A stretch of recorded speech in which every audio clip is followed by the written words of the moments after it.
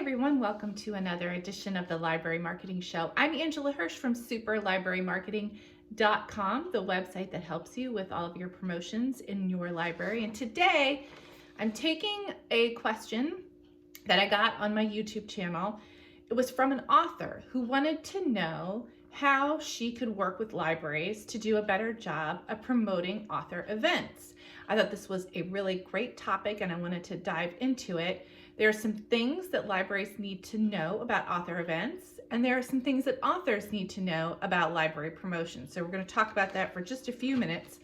First of all, the advantages of having an author talk at your library. There's some big ones for the author.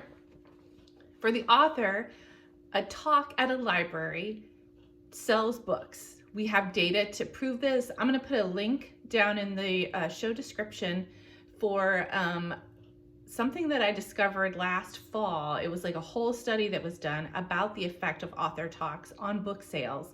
It's really fascinating.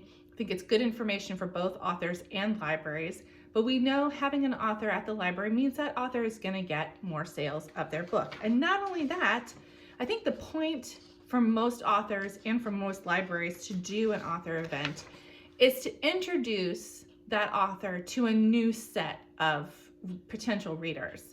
And that's great for both the author and the library. So those are really the benefits. There's something that authors need to know about library promotion, which is that libraries have moved into a strategic method of promotion for the most part. What does that mean? It means that if the library isn't talking about your author event on all of their channels, if they're not sending a press release, if they're just doing social media posts, or if they're just sending an email, it may very well be because the library knows that's where the audience is for your book. And so that's why they're going there to get more people to come to the author event, because they know the target audience is using those channels to get information from the library. It doesn't mean that they don't love you. It just means that they're really in tune with where their audience actually is. So my advice for both libraries and authors as you're working out the contract, if there is one, or just working out the details of the author event, is to talk specifically about who the target audience is for that particular book or for that author, and for the library to be very transparent about where that target audience is in terms of marketing for their library, so that the author knows this is where we're going to promote your library, and so that the library knows maybe the author has some ideas about who he or she thinks their target audience is, so you can create promotions that will effectively bring people to your event. Of course, you want to make sure that you record the results of those promotions, not just how many people show up at the event, but how many books are sold, the reach of social media posts, the opens and clicks on emails, the reach of press releases, all that stuff. And then you want to send that to the publisher.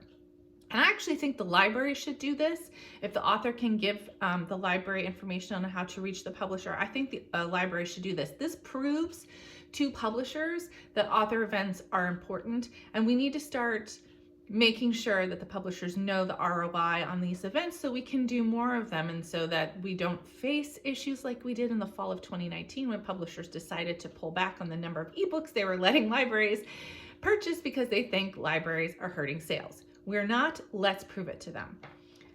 Do you have any questions about that? Do you have anything that you do specifically when you have an author event, especially in this pandemic era? How do you promote it? Let us know down in the comments of this video. Share your information with other viewers.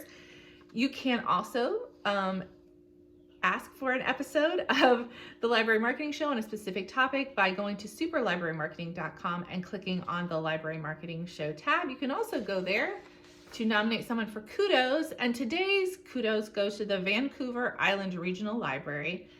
They are doing, I'm going to put this down in the show description, they're doing the first ever esports competition. It sounds complicated actually.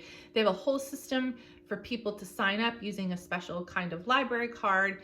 The competition sounds really well thought out, but I'm guessing this event took a lot of planning, and I just thought it was innovative and a great way to expose the library to a whole new audience of people, especially when we can't have people coming in to the library, to the physical building in the way that we could before the pandemic. So I'm going to put all the details for this down in the description, and if someone from Vancouver Island Regional Library sees this and has the esports events, wants to tell us how it went, I would love to hear, so you can leave that in the comments.